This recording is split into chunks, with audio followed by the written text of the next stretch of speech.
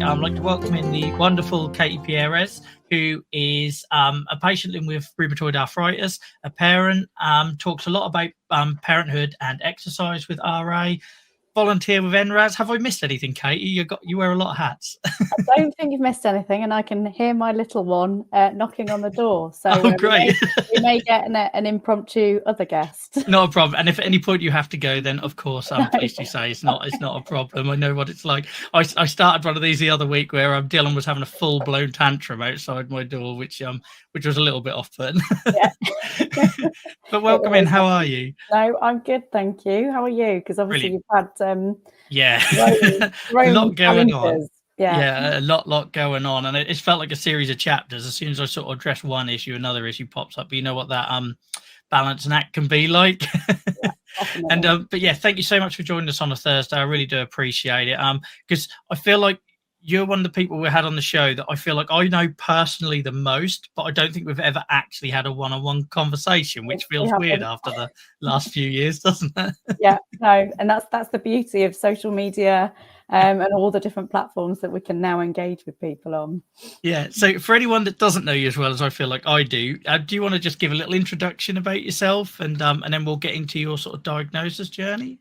Yeah, so I'm Katy. I've suffered with rheumatoid arthritis for just about 12 years. Yeah, so it's 2011. So I was 28 when I was diagnosed. I'm a mother, work full time, and try as much as possible to participate in sort of exercise and sort of sports. So I run. I've recently completed the Brighton Marathon. I'll say completed, not raced. And I regularly play netball and sort of try to keep as fit as possible to kind of, help the overall health. That gives me a lot of hope, and you don't take anything away from that achievement to do the marathon, because as somebody that used to enjoy running a lot, and I'm now sort of like in that horrible place where I feel like that might be gone for good, I'm going to be very much listen intently to what you have to say in the hope that I can try and recapture that. So yeah, good on you for that. Yeah, so you mentioned your RA diagnosis. Do you want to tell us a little bit about that? Like maybe how it onset, or how what was that path? We get a very familiar theme on here about that, the length of time between onset and diagnosis. Was that a familiar story for you? It is. So it didn't take me as long as many people I've heard. But I'd say my onset was quite sort of gradual. So I don't think I sort of realised how bad things were getting. So I guess it started in my feet and hands, so quite classic RA symptoms, but it was I was kind of just stiff and suffered with pain just in the morning. So generally by sort of 11 a.m, I was generally sort of fine, which I know is a word we don't like using too much, but and what I found was I was really struggling. So I was sort of working. I'd actually just moved in with my partner at the time. He's now my husband. And so it was quite embarrassing, because in the mornings I was like a 90-year-old trying to sort of get ready, make a cup of tea. I live in South London, so I commute via sort of train to work. So walking to the train station became problematic. But then every time I would book, say, a GP appointment, that would generally be after work. So I would then go to see my GP, but I couldn't really explain what the problem was because it had gone by that point in the day. So I'd kind of, the way I try to explain it is I was like the Tin Man in the morning, but I was like a normal sort of 27-year-old by the time I went to the GP surgery. So I just sounded like I was a hypochondriac. I went for multiple sort of blood tests. So they tested me for like low vitamin D, trigger finger, all sorts of things, but nobody kind of, really got to the bottom of it. And I was probably going on a 6 to 8 week sort of basis across a year. And I played a lot of tennis when I was younger. So I was still sort of playing socially at that time. And what hit me was the fact that I couldn't beat one of my friends I'd been able to beat at tennis for years. Right. And my wrists were just so weak. it really hurt to hit a ball. And then I never got the classic big swollen joints, but one of my wrists sort of bruised and went brown and just looked a bit sort of manky, to be frank. And then finally I found out that my grandma had RA. That was news to me. And I went in, saw a GP, said, I think I've got RA. Can you do me a blood test? But it took about 12 months. And it was just a very horrible journey at that sort of age. I mean, I know a lot of people watching, these sort of diagnoses came much younger. But it was I found it really hard to kind of communicate my symptoms to get them to understand what was actually wrong with me. Yeah, and you're not the first person to say that. That's amazing you went that long before they'd done some of them tests and everything. But I think there's a couple of bits that resonate there with me personally. Because when I was a kid, I kept getting asked, are you stiff in the morning? And I didn't have it then. But now, on my word, in my 30s, do I know why they were asking? Because I cannot get going until lunchtime. Yeah. In the afternoon, I'm fine. I can walk the dog really long time in the evening, but in the morning, it's horrible. And the same as that swelling. So, like, I don't have RA. I have a different form, but everybody looks for that swelling. And for those of us that don't have that, do you find there's I can't remember the word you used, but I felt like a fraud. You'll go back and you can guarantee that one time you see the doctor, you have nothing to show for it. And it was almost like when I got psoriasis, it almost helped confirm, to show that I had something going on in the inside because of what was on the outside. So I could really relate to that. And did you find that had an impact on your sort of mentally on that front, because you sort of you're going backwards and forwards and didn't really have nothing to show for how it was? Well, you really start questioning yourself, and you kind of think you're going, there's something wrong with you mentally. But it's sort of family and friends that were useful, because my husband was sort of saying, no, you've got to go and get this sorted out. This isn't, there's something wrong. And it was actually my sister that came to a couple of the sort of final when I first went to the rheumatology department to kind of just help me to, because it's hard, I think, when it's going on with yourself and I'm sort of someone that will naturally just say, oh no, there's nothing wrong, I'm okay. But it was really helpful for somebody else to kind of go along and sort of talk on my behalf in a way, to sort of explain exactly what they're seeing the differences are. Because you sometimes as well, I don't think you realise it in yourself because it's so gradual. And I went on a big sort of thing that really flagged there was a definite problem. I went on a really brilliant holiday. One of my friends was getting married in Australia, so we went to Perth. But the heat that is when I did have swelling. I had sausage fingers for pretty much the whole time I was there. And that holiday, it was meant to be like this really exciting time, and it was, but then it was also horrible at the same time. So it's got a funny memory in my mind. Yeah, and the thing is, it's weird because you'll have them things that trigger. I know I do anyway. You'll then associate those sort of memories, don't you, with other things. So for me, I've got a flare in my hip at the moment, so that harps back to my first ever flare in my hip. And I'm guessing with you and the heat thing, you hold on to that, don't you? And you associate it with it, and it affects your sort of planning and everything. And it makes you a little bit fearful of sort of certain sort of situations, holidays. I love the sun, but I wouldn't really want to go anywhere super hot again because I kind of know how, that could affect me. Yeah, and there is a big difference between sun and heat. I always say to people, my arthritis, my skin, everything loves the sun, but that out and out heat causes its own issues, doesn't it? Yeah. Okay, so you went through that period, and then how did that next stage look like for you in terms of finding what worked for it to get managed? Was there a bit of a gap between it getting managed or what you would consider managed? I know everyone's got a different view of what that controlled arthritis looks like, or is that still an ongoing process?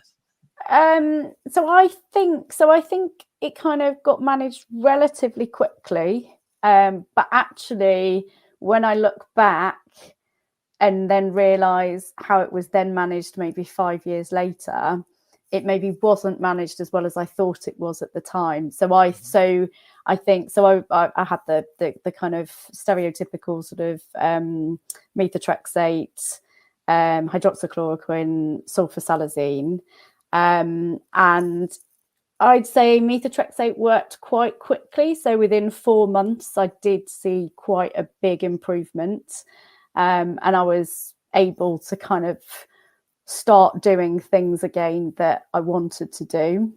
But then obviously there's also sort of the effects of being kind of like inactive for a certain amount of time, putting on weight, things like that, all kind of just builds kind of challenges, whether it's mentally, physically, everything like that. So I'd say sort of 4 months, it was relatively well managed, but there was still a lot of pain.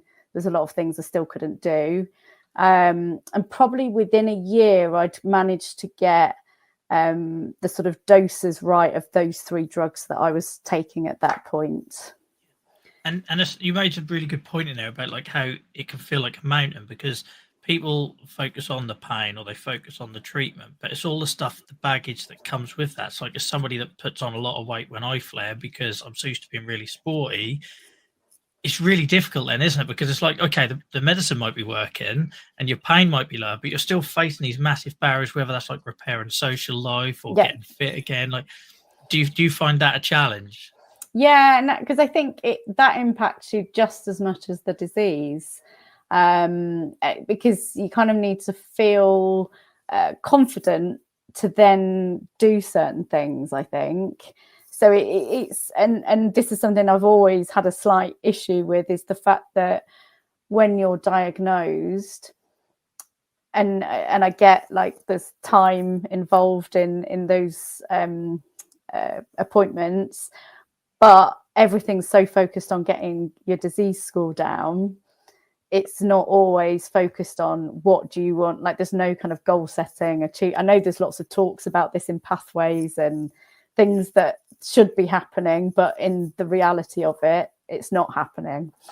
And it always, because I always have a bit of if I had those conversations earlier on, what could I be doing now?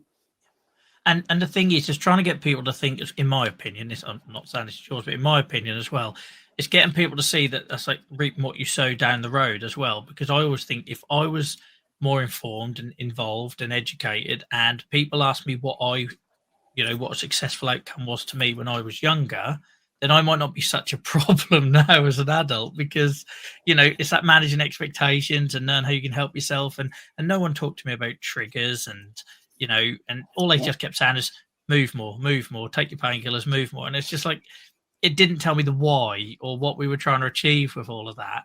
And in an age where we're getting to see our doctors less and less, I don't know, I'm really worried about what that looks like, because you and I had those experiences, say 10 years ago. Yeah. Whatever it must be like for new patients today. I try not to think about it too much because I don't think I'd ever sleep, but you know what I mean? Yeah, no, definitely. And it's just sort of the whole access to physios, even that you kind of have to beg. Yes. And now you've got these roles like we have where I am anyway, where they'll have like a triage in your GP. It feels like you have to go through so many hoops to get to the specialist physiotherapy that used to be just like a given 10, 15 years ago, didn't it? You'd get your treatment plan and you'd get your physio, and they kind of went hand in hand. Now it just feels so disparate and, not joined up. That's just, and things that you experience throughout your kind of journey, you've always got something different that comes into play. Yeah. And I suppose that brings us on nicely into starting like a family, because like talking about those, acceptable outcomes and treatment goals and things like that, that changes, doesn't it, through your sort of life journey with arthritis. How did that, this is quite a big question, but how did that play a part in, like, if you're starting a family, and was your treatment presumably affected? You've mentioned things like methotrexate and that. Do you want to tell us a little bit about how that worked out? Yeah, so I remember when I got diagnosed, I went for my second appointment to start the medication. So I was 28, so kind of, I guess, prime fertile stage of my life. And the rheumatologist that I was seeing said, "Do you want a family?" And I was like, I was with my husband. He wasn't my husband yet, and we both sort of looked at each other. We hadn't had this conversation. We'd just moved in with each other. So we were like, yes, but not now. So right, bang, you get methotrexate, and sort of told to keep sort of having those conversations. And at that point, obviously guidelines always change. You had to be off methotrexate for about 6 months before looking to start a family. So it was so my kind of main priority to begin with was sort of getting my disease under control and sort of feeling like I was in a good position, because also, if you're feeling a bit fat, you can't move, you don't really want to have sex either. So there's all those kind of things that are, part of that whole kind of, helping the whole person. So it was about 3 years later, so I was about 31. I started having those conversations that we were thinking about starting a family. So I was very lucky because I had a really, really brilliant nurse at the time. Unfortunately, she's not in the department anymore, but she really, really helped me, because at the time, to start biologics, you had to be on methotrexate. So what she did was she put me, she did all the sort of funding, did all the tests to kind of get me through and obviously your disease activity has to be a certain, score at the time. That's thankfully for lots of patients now, that's been lowered. But she just said to me, say ow a few more times when I touch your knuckles, and then you'll qualify. I know, I can relate to that as somebody who had to get that 3 or more active areas, and I didn't have inflamed joints. And it depends on the day, doesn't it? Yeah, so, totally does. It's so silly. And when they do x-rays, which only show like damage rather than active, and I convinced them to send me for like an ultrasound, and I was crying when the guy says, "Oh, your hands look all right," and I cried. He asked me why I was crying, and I said, because I desperately need you to find something, because I'm in so much pain. And he found it in 2 places, hadn't found it in the 3rd. And he told me he'd only found it in the 2, and then it magically all went through. So I don't know what happened there, but something, and sometimes you need that person advocating for you who can see that you're in real difficulty, but you just don't tick all the boxes, do you? Yeah. And so she got me onto my first biologic, and that biologic at the time, you could be pregnant up until sort of 32 weeks on it or something. But actually, there's a story before that. I was doing something for NRAS, and I was talking about all my problems. And my consultant at the time had actually been saying I couldn't be on a biologic. Or this might have been later. Timeline's gone a bit fuzzy in my head. I know how that feels. And luckily, one of their chief medical officers wrote a letter to my rheumatology team saying, actually, if you look at the research, this is what a patient is allowed in this situation. So a lot of this stuff, I think, comes down to kind of luck as well, a little bit, as in who you've got in your team, who you know, and who can kind of help you at the time. It does. And as someone who's done a bit of traveling and meeting other people from other countries as well, I used to moan a lot about those holes we had to jump through.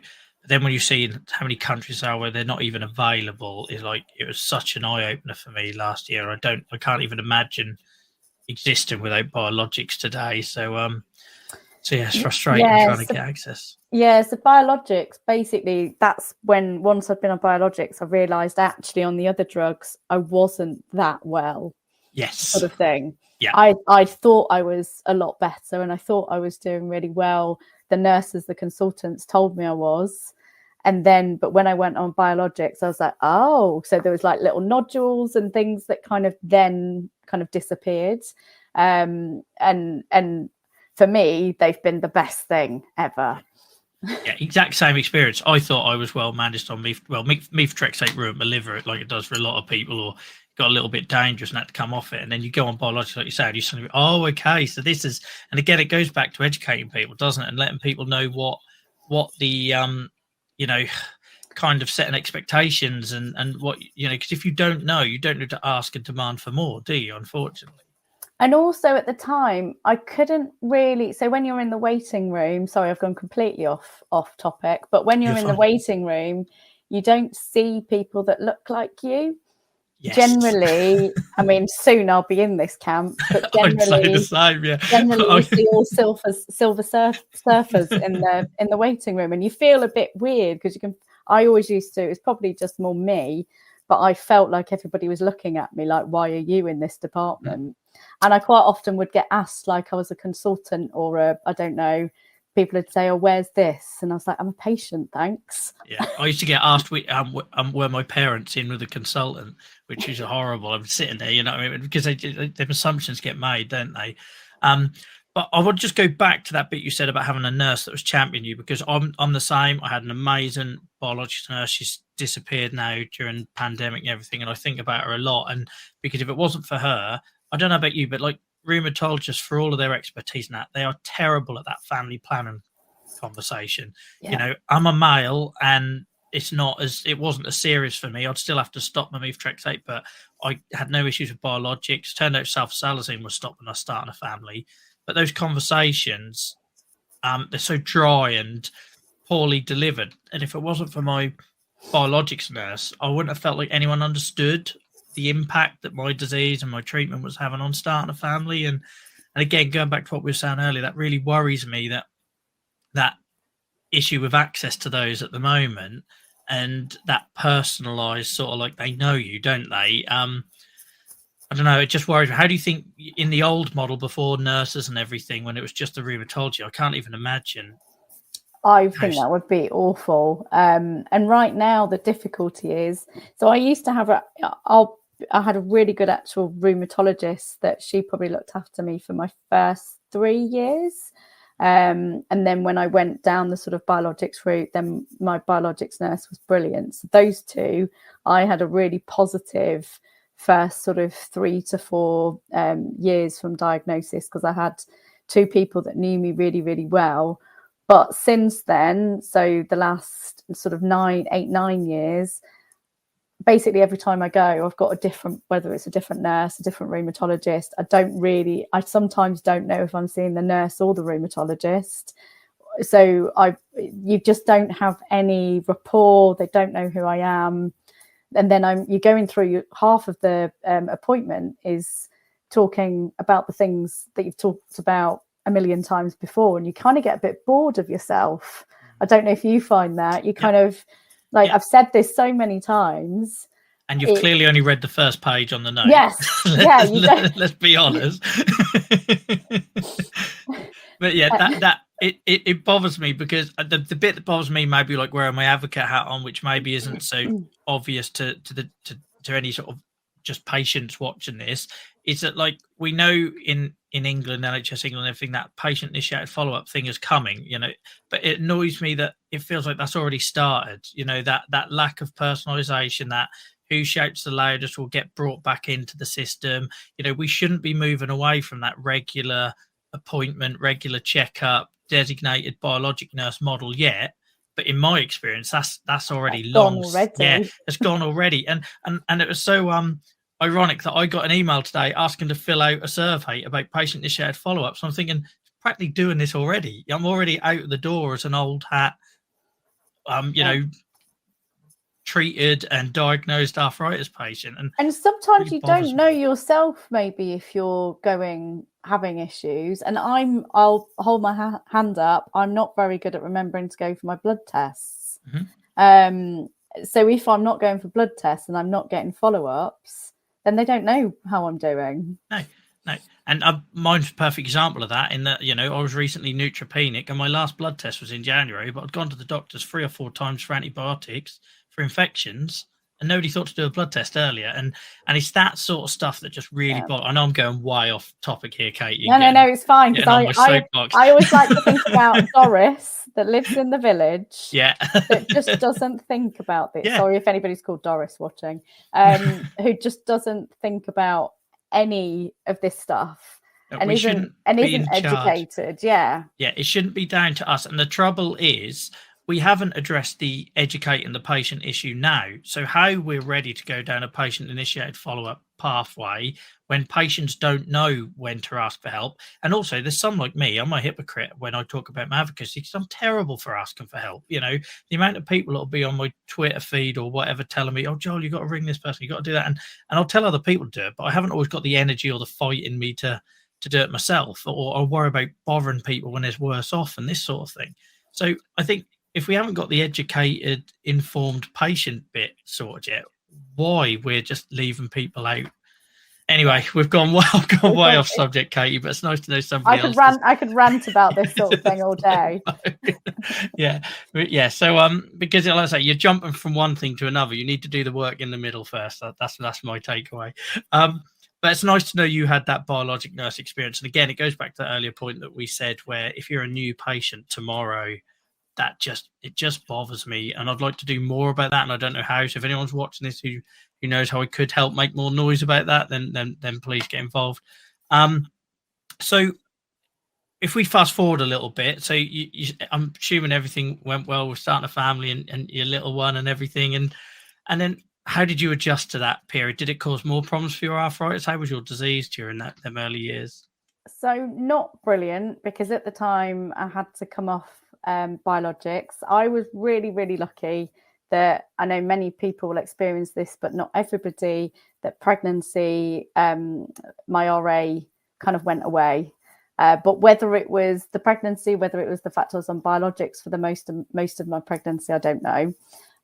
But 32 weeks pregnant, had to come off biologics. I took sulfasalazine, I think, all the way through from memory. But then what you find is it comes back with a vengeance. But mine was actually similar to when it first sort of came on, because it was kind of quite a gradual sort of onset of I suffer predominantly in my sort of hands, wrists, ankles and feet. But the issue you've got with being a new parent is all the equipment is not friendly to really painful wrists, or everything's like heavy. We tried to combat that by looking at kind of light prams, but I don't think there's really a light pram. If I was going to have a baby now, I'd probably buy a yo-yo. So that, it's just having that understanding of what equipment is there. I'm thankful actually that I breastfed for quite a long time, because that really sort of helped. Some people will struggle with some of the positions, but you're not having to faff with sort of bottles. So it's working out whatever works best for you, essentially. But no, it was horrible. And I knew I'd done a bit of research, and I knew there was a biologic that you can take throughout pregnancy, throughout breastfeeding. So because I was breastfeeding, I couldn't go back onto my biologic. We'd made a plan that I'd only breastfeed for 6 months, so I could go back on it. But my son had very different ideas about that and didn't like a bottle. So I did a bit of research. I sort of advocated for myself, got an appointment with the head rheumatologist at my hospital. He was horrible. And he just said, well, why should we bother? You're just going to have another baby. And I was like, well, this, and, you're quite, my son was about 9 months. You're quite hormonal. Yeah. You're not sleeping. On no sleep, not in a good place in any capacity. Joints hurt, can't pick up anything. Like, go and see somebody who you think might have a solution, because you've done a bit of your own research. And he just said, nah, you can't, not going to do that for you. So you're triggering a lot of my little bugbears, Katie, I've experienced. So I'd been going and having like a load of steroid injections. Like, I was constantly going for a steroid injection because everything was just not happy. And it's like, why am I like, you should have given me this drug in the first place, in my opinion. But Yeah. it's obviously not a drug that, you know, your department sign up to, or, you know, you've probably not got a great, you know, you might not go to golf with your pharmaceutical company selling it. I don't know. I'm digressing. But eventually, I don't know what I did. So people would probably want to know what I did, but I can't remember. I think I just kept on calling, emailing, and being quite annoying until they gave me that biologic. So persistence was definitely key, and a lot of post-pregnant female tired hormones, and just cried at this 60-year-old man until he'd give me the medication that I wanted. But I know a lot of people would go, they'd be told no, and then they'd just go home and be in loads and loads of pain. So I found it this is actually the most frustrated I was ever in the whole time, because they were just saying, well, tell your son not to breastfeed. And I was like, well. And it goes back to that being that unrelatable thing again, doesn't it? You talked about the waiting room, and then you got a 60-year-old man trying to, you know, give you terrible parental advice, and yes, you really you want solutions, not just things that are going to just cause you more heartache. So that's just horrendous. I'm sorry you had that. But... No, I'm sorry you had that experience. You're just fueling me now. So you just get campaigning. So that's something I would like to see. So really, when a female and men, if you're in a age range where you might want to have children, I think from the off, where it's possible, they should be putting you onto sort of medications. That means your medication is not going to be interrupted, because there's new things, new research coming out all the time, so things change sort of rapidly. So I don't think there's any reason for people to suffer. No, and also it's like, what it bothers me when people get given methotrexate or whatever, because there's also such a big stigma around that, and you only have to spend 10 minutes on Instagram to see people just want to race to biologics because of they don't understand. Like people like me and you, methotrexate worked really well, and it worked really well for me for a lot of years. It didn't end great, but there's also downsides to biologics and everything else. And I think the trouble is when you're giving people something strong like this, and then you're also in the same breath saying about don't start a family or don't do this. I don't know. It's just, you could package that so much better than I feel that they do, and it doesn't help themselves. And then if people don't understand the risks, don't understand what you're trying to achieve with the drug, then of course they're not going to stick with it, and they're going to try and jump forward to other options. And and it's like, sorry, something else. As soon as I was diagnosed, I was put straight on the pill. Yeah, and it doesn't agree with me. The hormones have never. I have to use other forms of contraception, and that again, I was just told if you're going on methotrexate, you have to go on contraception, and there was no discussion. And because I guess you're kind of in that, I think as patients, especially when you're newly diagnosed, you feel like you're on the back foot, so you will do kind of what you're told if you've got my sort of personality. Until I sort of was more educated, I never said anything back. So it's just that delivery and making sure people understand. It's getting the healthcare system to understand people, if that makes sense. If that makes any sense. Yeah, no, it really does. As somebody who's been on the receiving end of a lot of those conversations, that human. And I think that's where the biologics nurses are so awesome. They, like, for me anyway, my experience was they understood me, they knew what I wanted to do, what was going on in my life and how it had changed and what my personal benchmarks were. And I feel like we lost that a lot since the pandemic, or in my personal experience. Yeah, so I once said to my consultant, I want to be able to do a cartwheel again. Yeah. And maybe I'm not bothered now, but when I was younger, I did. And they just laughed at me, and it is sort of funny, but it was more about having the wrist strength and the arm strength. Yeah. So, it's just little things like that kind of sometimes just get laughed at and pushed to one side. And because my consultants come back with, well, I can't do that. And I was like, well, yeah. And there's also the other side of it. Like I went for a phase where a doctor would always say to me, like, the opening gambit would always be, how's the rugby going, or how's the hockey going? And I hadn't been able to do it for ages, and I was heartbroken about it. And like it almost like, you know, when your mate would say they'd ask you to do something in the hope that that'd magically help you run it off or what, and it's kind of what that conversation felt like every time, like a parent saying to your oh, is your homework done? Like when you know full well it isn't, and just for saying that you're demoralizing me from minute one.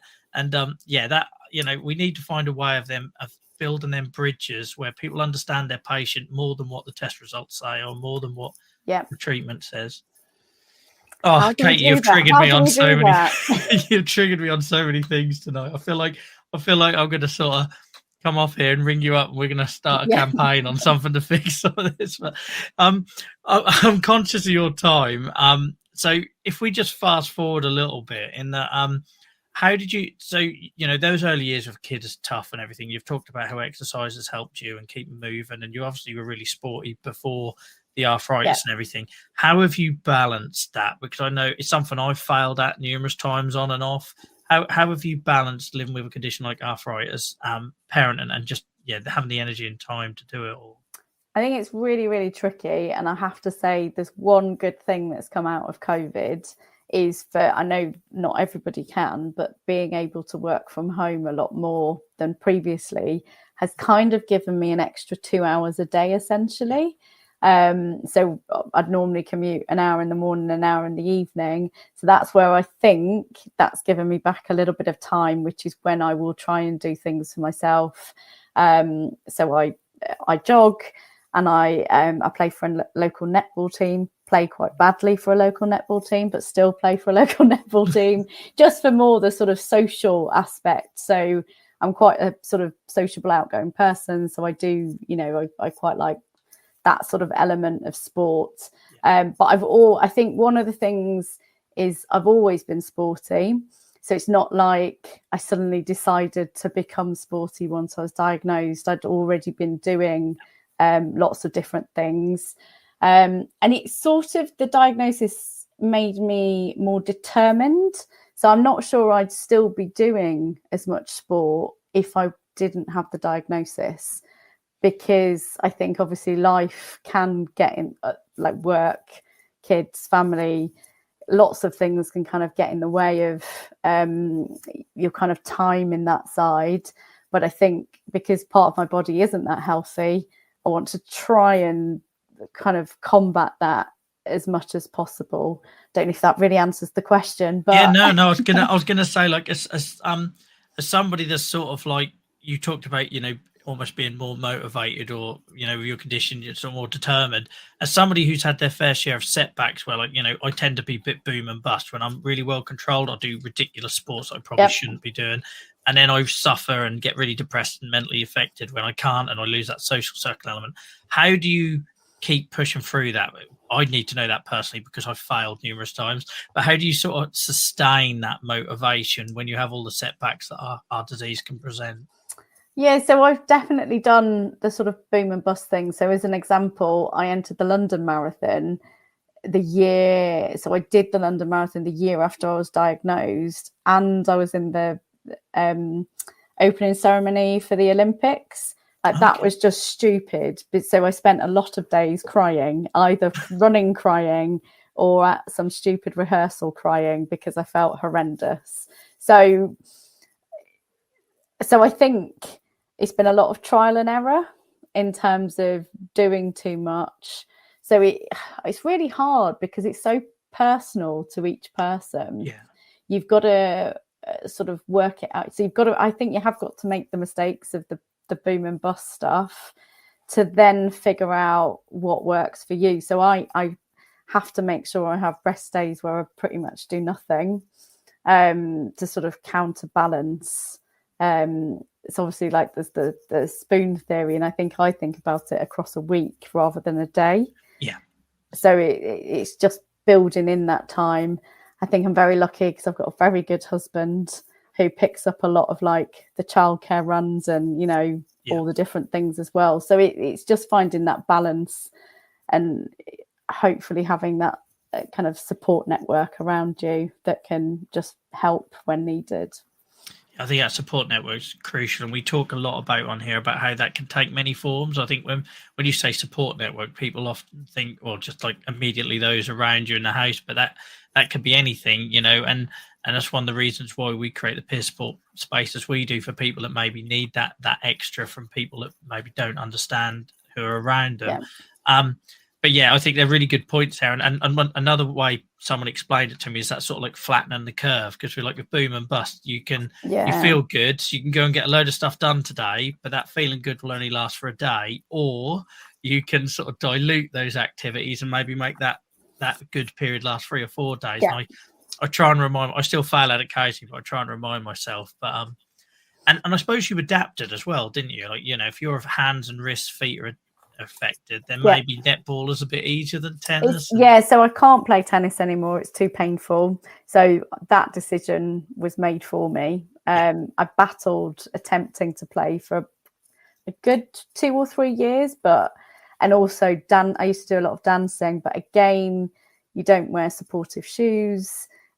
So I did a lot of sort of jazz type stuff. So it'd be mainly kind of barefoot.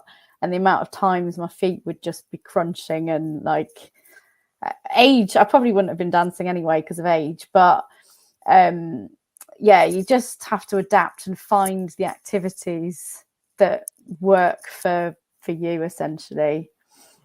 Yeah, and it hurts emotionally. Like it's okay to talk about it, like for people, anyone watching this, like I talk about it a lot as being like a grief cycle, and it is, you know, when them decisions are made for you.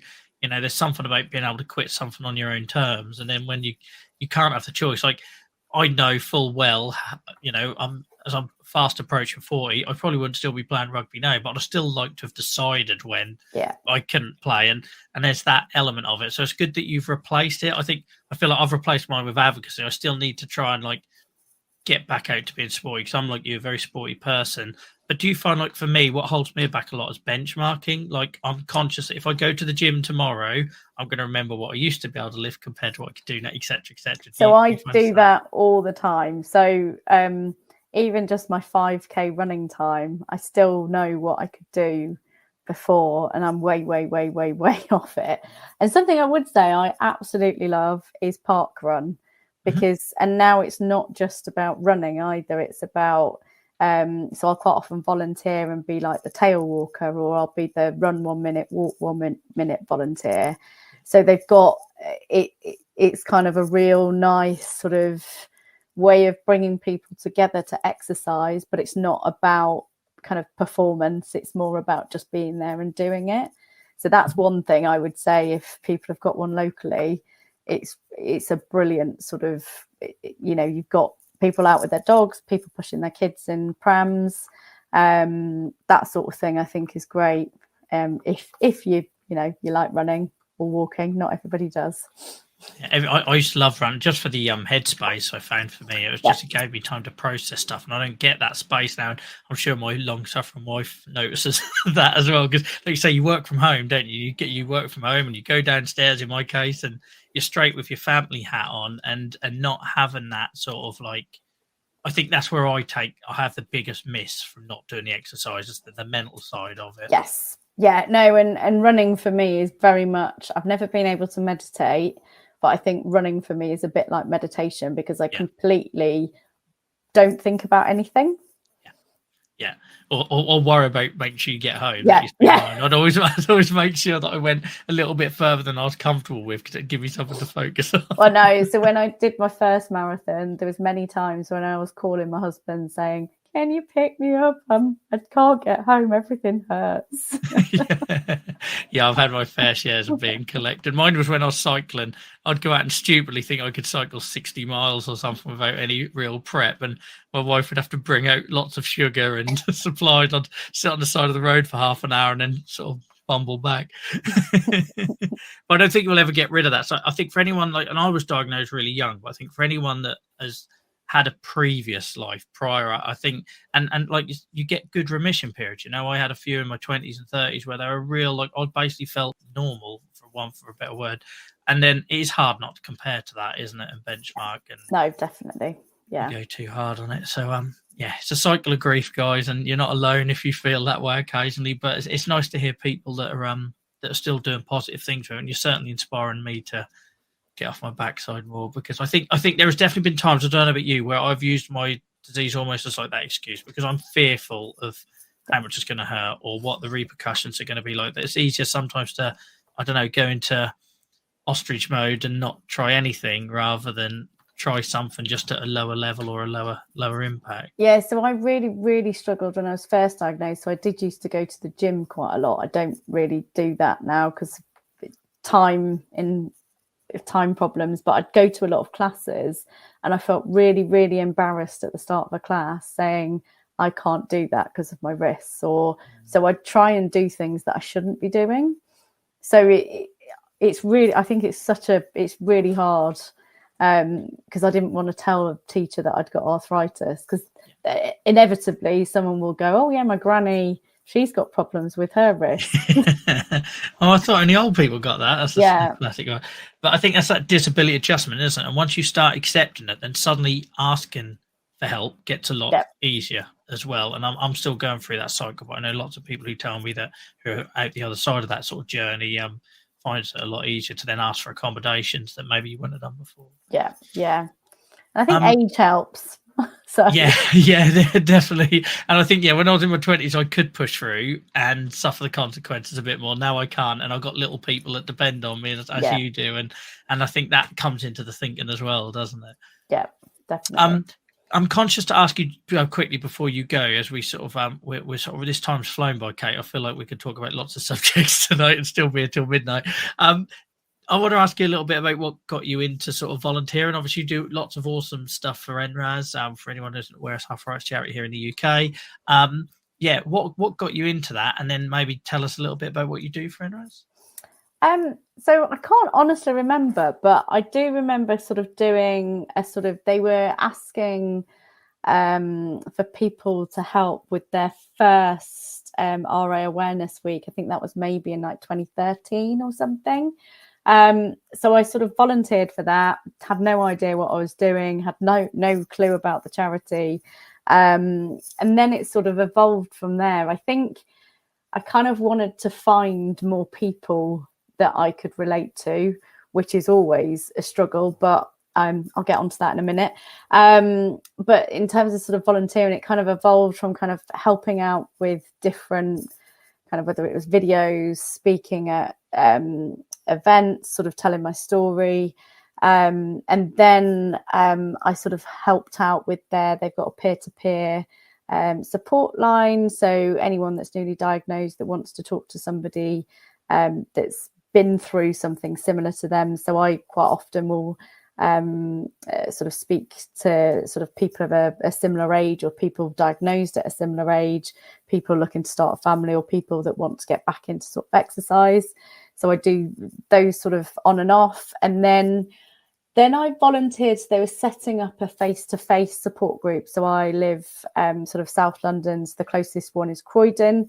So I became one of their group leaders for the Croydon area. So anyone in the Croydon area, big potential, come along to some of the meetings. We have kind of like different people speaking, very haphazardly happen now because I'm the only volunteer running it. And then in lockdown, I tried to transfer those meetings to sort of Zoom, but the general audience that attend didn't really like sort of digital interactions. So then I worked with NRAS to set up, we've set up the Join Together digital groups. The one I'm most involved with is Exercise and Back to Sports. We have lots of different sort of speakers, from sort of physios to fatigue lecturers, all different people to try and the idea is to try and inspire people back into exercise or sport, or for those that are already participating to kind of talk around the challenges that they face and how they get over them. So similar to what we've spoken about today. And then we've also got one for parenting, people that have inflammatory arthritis and are a parent, and equally for parents of children with JIA and sort of similar conditions. And then there's also one for people working. So quite busy. But I'd say it was funny how you fall into this whole thing, yeah. isn't it? And then it was sort of in lockdown.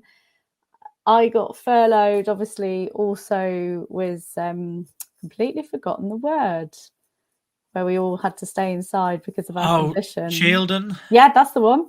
Yeah.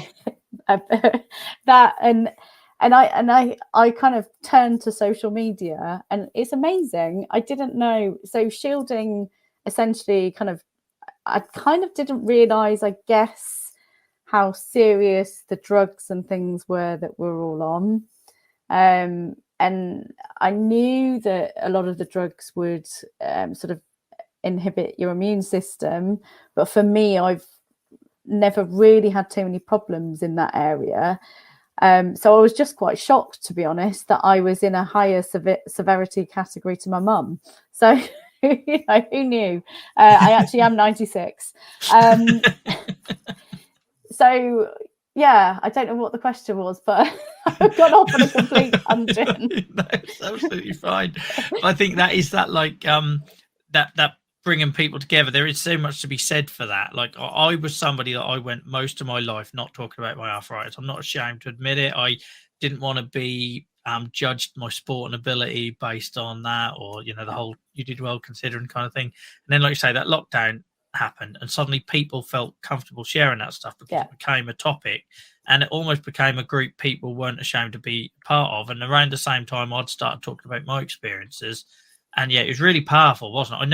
I know we didn't sustain that, and lots of people have since gone back to the place where I was, and I respect that because I was there.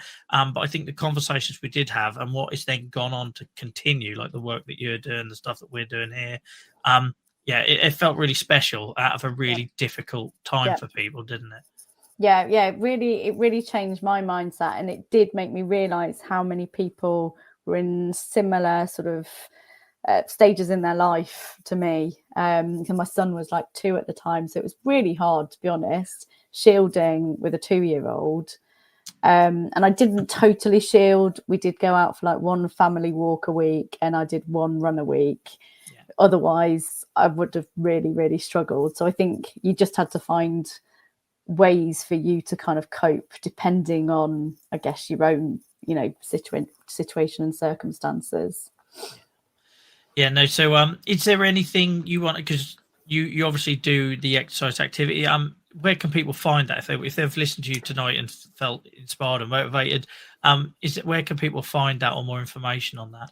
So if you go to the NRAS website and look up their Join Together groups, you'll find the email address. So actually the easiest way is I am jointogether@nras.org.uk.